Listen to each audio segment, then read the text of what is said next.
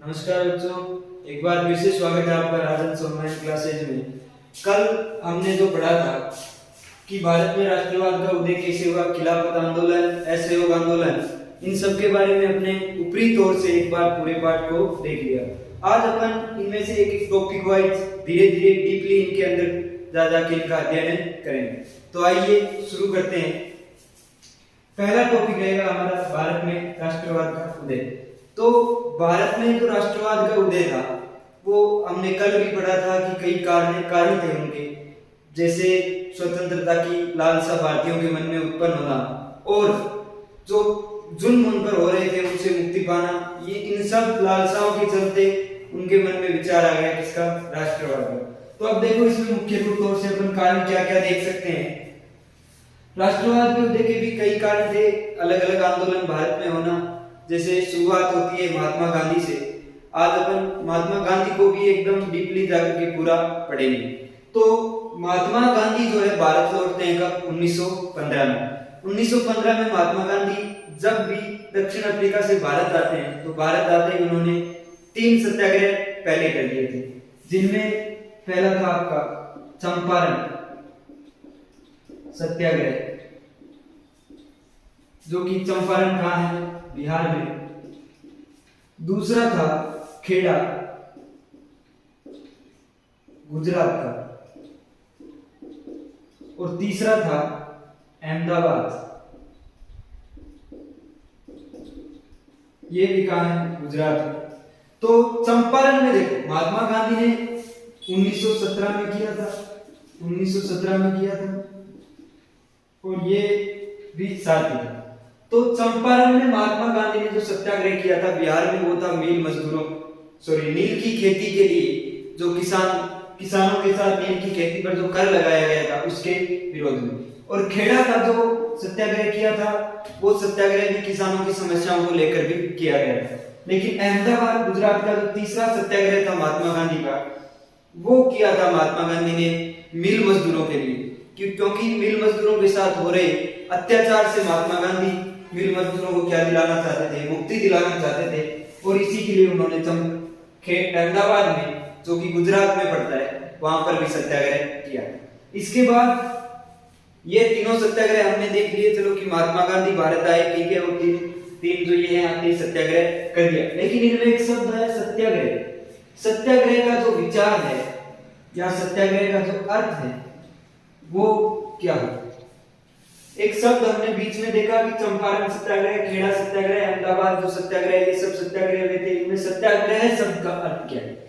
देखो सत्याग्रह शब्द का जो अर्थ है, महात्मा गांधी ने क्या बताया था कि सत्य की राह पर चलना और जो जुल्म हो रहे हैं उनसे मुक्ति पाना, यानी कि सत्य की राह पर चलकर अहिंसा पूर्वक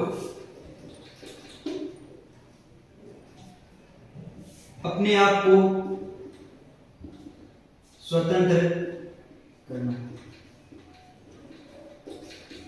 ये किसने कहा था, महात्मा गांधी, कि सत्य की राह पर चलकर अहिंसा पूर्वक स्वयं को क्या करना, स्वतंत्र करना, ही क्या कहलाता है, सत्याग्रह। ये बात महात्मा गांधी ने कही थी। सत्याग्रह शब्द का अर्थ समझाते हैं। अब देखो, चलो अर्थ भी ठीक है, महात्मा गांधी ने बता दिया भाई सत्य की राह पर चल करके अपने अहिंसा पूर्वक अपने आप को स्वतंत्र करना ही क्या है, सत्याग्रह। लेकिन सत्याग्रह का जो विचार था वो कहां से आया, कैसे आया, लोगों को इसमें दिलचस्पी जो सत्याग्रह में पड़ी वो कैसे पड़ी, लोग क्यों समझे इसको, सत्याग्रह को क्या जरूरत पड़ रही थी लोगों को। तो सत्याग्रह जो भारत में है, महात्मा गांधी ने एक और किया था, आपको पता हो तो, दक्षिण अफ्रीका में। कल आपको बताया था रंग भेद के प्रति।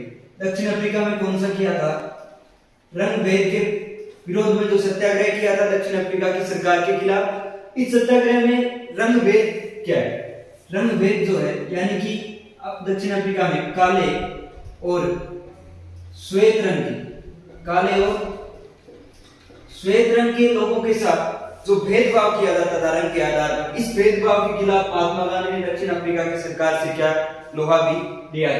तो जैसे ही वो भारत आए तो उन्होंने लोगों को समझाया कि आप अपनी जो भी समस्याएं हैं, अगर हल निकल रहा है तो ठीक है, अगर सरकार नहीं निकल रही तो उनके खिलाफ आवाज उठाओ और सत्याग्रह कर दो। जब लोगों ने सत्याग्रह का अर्थ पूछा तो महात्मा गांधी ने बता दिया कि वह सत्य की राह पर चलना और अहिंसा पूर्वक अपने आप को स्वतंत्र करना ही क्या है, सत्याग्रह। अब सत्याग्रह भी हो गया, चंपारण, खेड़ा, अहमदाबाद, ये सब तो हो गए। ये इतने से सत्याग्रह से तो राष्ट्रवाद का रूप ले नहीं सकते। आगे की टॉपिक में अपन देखते हैं, एक आता है आपका खिलाफत आंदोलन, जो कि भारत में ही हुआ। खिलाफत आंदोलन, अब देखो खिलाफत आंदोलन क्या था, क्यों हुआ भारत में, ये सब चीजें देखते हैं। विश्व युद्ध चल रहा है, विश्व युद्ध जो है आपको भी पता है कि दो जो राष्ट्र के दो खेमे थे, विश्व पूरा दो खेमों में यानी कि दो गुटों में विभाजित हो गया था, दो पक्षों में विभाजित हो गया था और दो पक्षों में युद्ध लड़ा गया था। तो विश्व युद्ध की शुरुआत होती है 1914 में और खत्म होता है 1918 में। 4 साल तक विश्व युद्ध चला था। अब अपन देखते हैं खिलाफत आंदोलन का विश्व युद्ध से क्या संबंध था।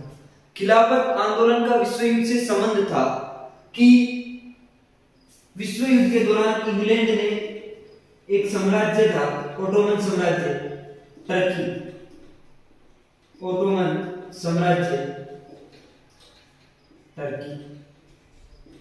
टर्की में जो खलीफा था, राजा जो होता था खलीफा, टर्की एक मुस्लिम साम्राज्य था, तो राजा को खलीफा का पद या नाम दिया जाता था और इसी के साथ राजा एक धार्मिक प्रतिनिधि भी होता था। खलीफा जो है बहुत बड़ा धार्मिक प्रतिनिधि होता था। इंग्लैंड ने टर्की के जो खलीफा थे उनको हरा करके टर्की पर अपना कब्जा कर लिया। अब युद्ध में हार गया, विश्व युद्ध में धार्मिक प्रतिनिधि था, तो ये क्या थी, मुस्लिम जो थे उनके लिए एक अपमानजनक बात थी। और इसके ऊपर जो खलीफा पर युद्ध में हार के बाद जो संधि थोपी गई, जो संधि की गई, ये संधि की शर्तें जो थी इतनी कठोर थी कि कोई मान भी नहीं सकता था। तो खलीफा के लिए ये क्या था, अपमानजनक था।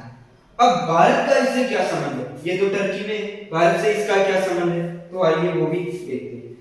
भारत में जो मुस्लिम थे, क्योंकि मुस्लिम तो सभी जगह थे, भारत में भी थे, अन्य देशों में भी है, मुस्लिम तो सब जगह फैले हुए, तो जहां जहां पर मुस्लिम थे वहां ये खिलाफत आंदोलन चला था। किसी ने कुछ और नाम दिया हो, किसी ने क्या नाम दिया हो। इसके लिए क्या हुआ कि 1919 में सर्वप्रथम एक खिलाफत समिति बनाई गई, खिलाफत समिति बनाई गई और इस खिलाफत समिति बनाई गई और भारत में जो इसका खिलाफत आंदोलन के दो प्रमुख नेता थे वो कौन थे, जिन्हें अली ब्रदर्स भी कहा जाता है। क्या कहा जाता है, अली ब्रदर्स या फिर मुस्लिम बंधु, अली ब्रदर्स भी कहा जाता है। तो ये कौन कौन थे, एक था आपका शौकत अली, एक कौन था, शौकत अली, और दूसरा था शौकत अली और एक और था। दो जो प्रमुख नेता थे वो भारत में इस आंदोलन का नेतृत्व कर रहे थे। अब महात्मा गांधी ने इस आंदोलन को समर्थन क्यों दिया, क्योंकि भारत में मुस्लिम और हिंदू जो दोनों धर्मों के लोग थे इनके बीच एकता का क्या था, अभाव था। और महात्मा गांधी ने सोचा कि यदि हिंदू और मुस्लिमों को एक करना है तो ये सबसे अच्छा मौका है और इसी मौके को हाथ से जाने नहीं दिया जाना चाहिए। और सितंबर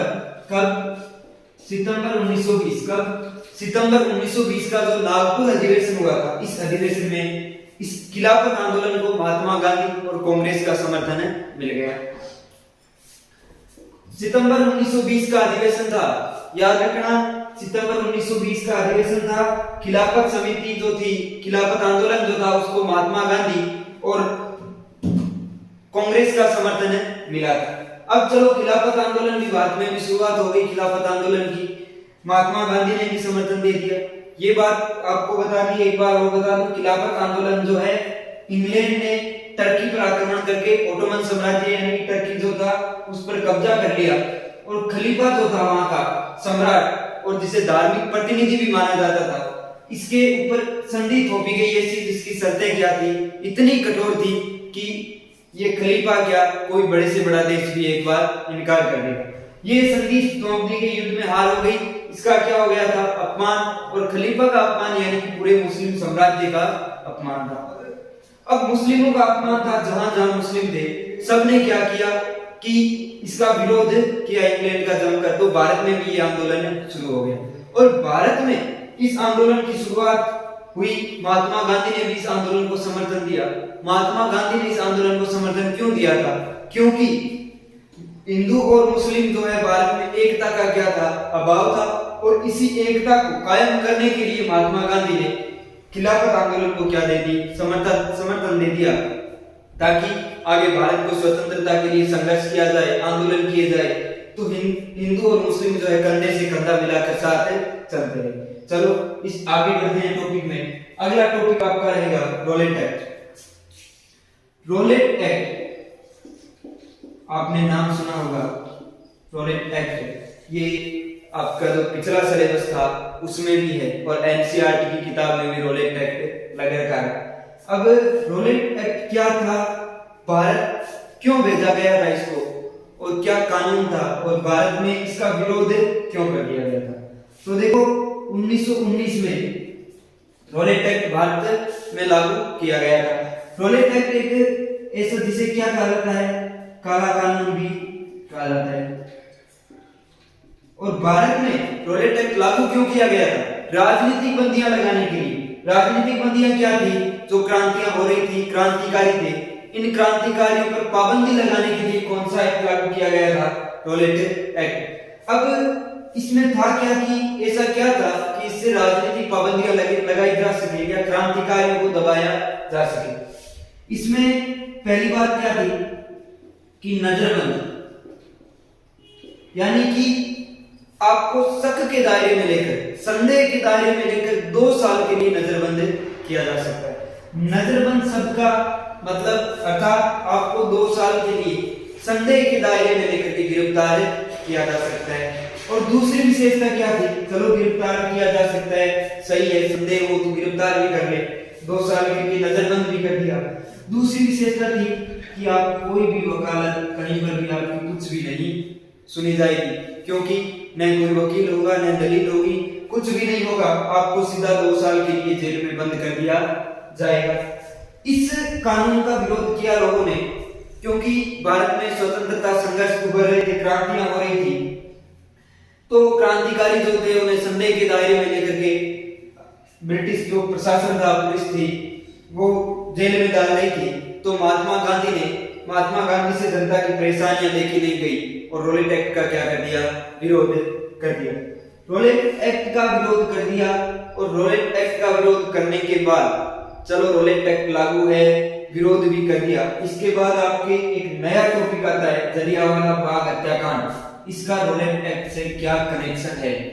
ये प्रश्न सबसे पहले प्रश्न उठेगा कि रोलेट एक्ट और जलियांवाला बाग हत्याकांड का कनेक्शन आपस में संबंध क्या है? हाँ, हालांकि पेपर में आपके ऐसे प्रश्न नहीं पूछे जाते, फिर भी जनरल नॉलेज के लिए बता देता हूँ।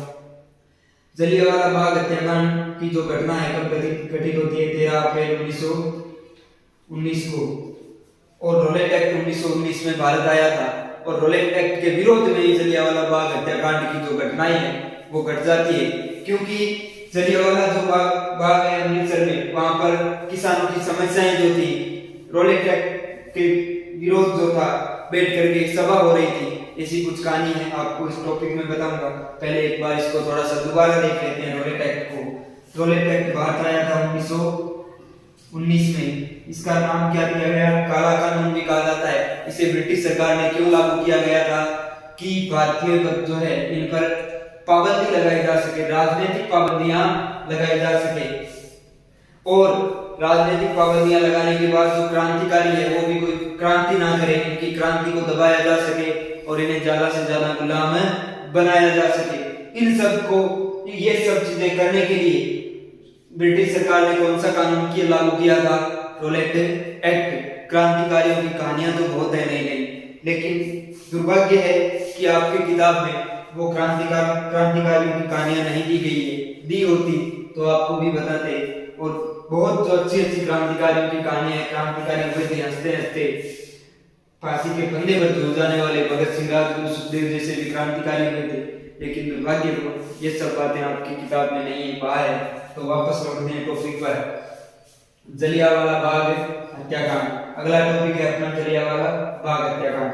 तो देखो जलियांवाला बाग जो हत्याकांड है ये घटित हो जाता है 13 अप्रैल 1919 में। घटित क्यों हुआ था जलियांवाला बाग हत्याकांड? क्या था ऐसा कि ऐसे इतने सारे लोग 20,000 के लगभग लोग इसमें मारे जा चुके थे? ऐसा हत्याकांड में घटना में क्या घटना घटित हो गई थी और क्यों इन सब लोगों को मौत के घाटे उतार दिया गया था? तो देखो वसंत पंचमी का दिन था। किसका? वसंत पंचमी का दिन था और अमृतसर का जो जलियांवाला बाग है वहां पर अमृतसर के जलियांवाला बाग में एक मेला पड़ता है। किसान अपनी जो फसलें हैं निकाल लेते हैं। फसलें निकालने के बाद उस मेले में जाते हैं सारे किसान जो है, और अमृतसर के दूर दूर के लोग भी वहां पर आते हैं। तो जलियांवाला बाग हत्याकांड जो हुआ था, आम सभा पर उस समय जनरल था डायर। जनरल कौन था? General Dyer.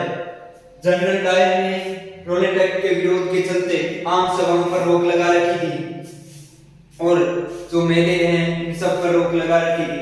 मेला भर गया, चलो कोई नहीं। इसके बाद मेला भरने के बाद एक मेले के अंदर जो किसान थे सब लगभग 20-25 हजार के आसपास लोग इकट्ठा हुए थे। ये सब बैठ करके किसान जो थे मिलकर के एक आम सभा आयोजित की और इस सभा में वो अपनी जो समस्याएं हैं, टॉयलेट एक्ट है और ब्रिटिश सरकार की जो जुल्म है, टैक्स वगैरह है, इन सब का जो है इन सब पर चर्चा कर रहे थे। किसी ने सूचना दे दी थी जनरल डायर को कि भाई आपने आम सभा पर रोक लगा रखी है और जलियांवाला बाग में एक आम सभा जो किसानों की है हो रही है। लगभग 20-25 हजार जो लोग हैं वो इकट्ठा हो गए। तो जलियांवाला बाग हत्याकांड में जलियांवाला बाग में जनरल डायर पहुंचा अपनी सेना लेकर के। जलियांवाला बाग में गेट एक ही था कि कितना देख देखो संरचना कैसी थी।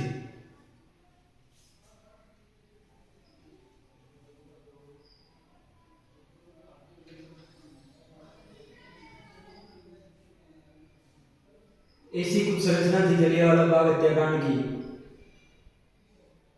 यहां पर क्या है, ये छोटा सा एक गेट मान लो आप, और यहां पर एक कुआं था। क्या था? कुआं। अब जलियांवाला बाग में चारों तरफ की जो दीवारें थी वो क्या थी? बहुत ऊंची ऊंची दीवारें थी। एक साधारण सा आदमी उन दीवारों से फांद कर या कूद कर नहीं जा सकता था।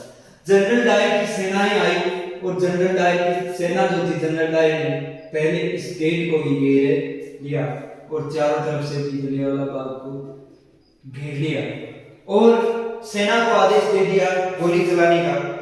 गोलियां चलवा दी गई लोगों पर। इसमें लगभग 20,000 के आसपास लोग घायल हुए और 10,000 के आसपास लोग मारे गए थे। लगभग पूरा अनुमान तो नहीं है, लेकिन लगभग कई इसमें 3500-4000 भी बताते हैं। कई जगह पर 20,000 10,000 भी लिखा हुआ है। इसलिए अपन एक बार इसी को लेकर चलते हैं। तो चलो दमन कर दिया, सभा हो रही थी, ये भी गलत था। पहली तो गलती ये बहुत बड़ी थी कि गोलियां चलवा दी लोगों पर, लोग मारे गए। दूसरी और सबसे बड़ी गलती इसने ये कर दी थी कि जो घायल हुए थे, घायलों को अस्पताल भी नहीं ले जाने दिया गया और बर्बरतापूर्वक इनका क्या किया गया? दमन किया गया।